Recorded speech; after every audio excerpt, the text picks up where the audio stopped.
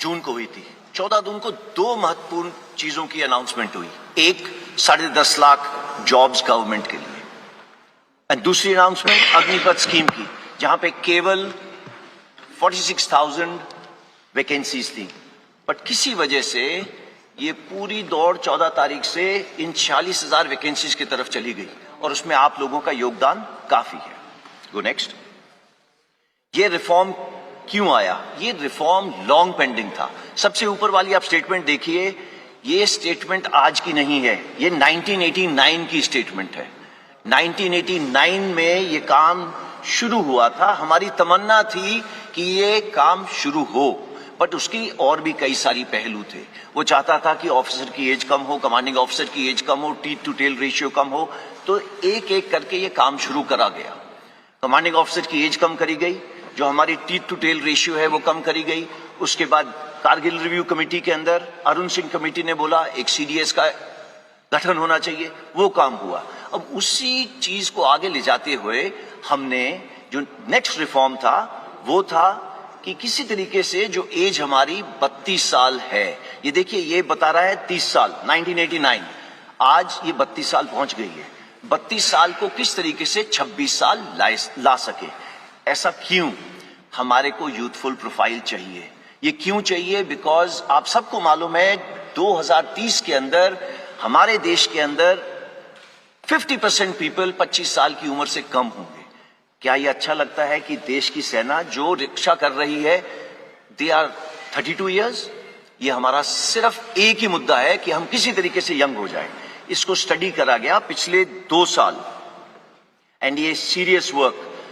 पहले तीनों chief general Rawat मिलके एंड कई लोगों से इसके बारे में डिस्कशन करी कि क्या क्या तरीके हैं, इसकी परसेंटेजेस कैसे करें। उसके अलावा हमने स्टडी करी बाहर के देशों की स्टडी। तकरीबन सारे देश हमने स्टडी करे। सब देशों के अंदर देखा गया उम्र 26, 27, 28। नंबर 2, भर्ती होने के तरीके कितने किस्म के हैं? कम से कम 3 से 4 तरीके हैं भर्ती होने के लिए, एंड सबके अंदर जब वो बाहर निकलना चाहते हैं वो जा सकते हैं। कितने साल में जा सकते हैं? 2 साल, 3 साल, 4 साल। सो मल्टीपल एंट्री एवेन्यूज हैं, मल्टीपल एग्जिट एवेन्यूज हैं, एंड वो बाहर जाके क्या कर रहे हैं? वही चुनौतियां हैं जो हमारे नौजवानों को चुनौतियां हैं बाहर जाने की। इसके बारे में मैं आपको बात करूंगा। देखिए हमें चाहिए क्या? यूथ। यूथ हम सबको मालूम है वो रिस्क ज्यादा लेता है, उसके अंदर जुनून ज्यादा है, जज्बा ज्यादा है। इस जुनून जज्बा को कैप्चर करना जरूरी है, बट ये जुनून जज्बे के साथ में हमें होश की भी जरूरत है।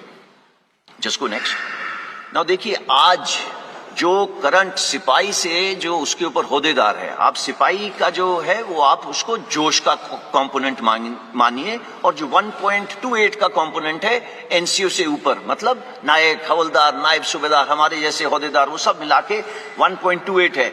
हम चाहते थे कि ये यूथफुल प्रोफाइल आने से जो जोश और होश का कंपोनेंट है ये तकरीबन बराबर हो जाए। एंड इससे होगा क्या? Ideal mix youthfulness and experience का। अगेन गोइंग बैक, जोश और होश का एक्सपीरियंस तकरीबन बराबर हो जाएगा। Go next.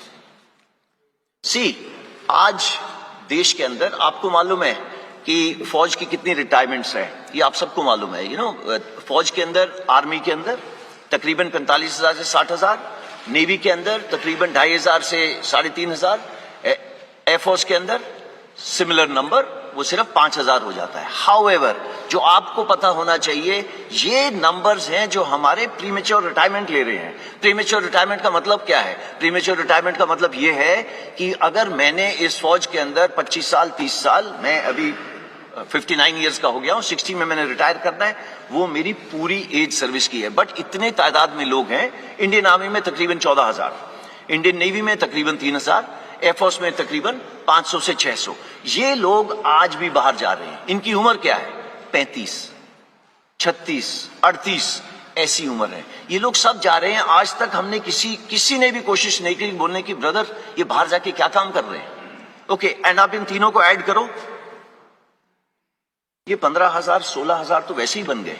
जब हम लोग बात कर रहे हैं 40-46 हजार की 4.5 साल के बाद, तो आप इसको थोड़ा सा अपने दिमाग में रखना, इसके बारे में दोबारा चर्चा करेंगे। Go next.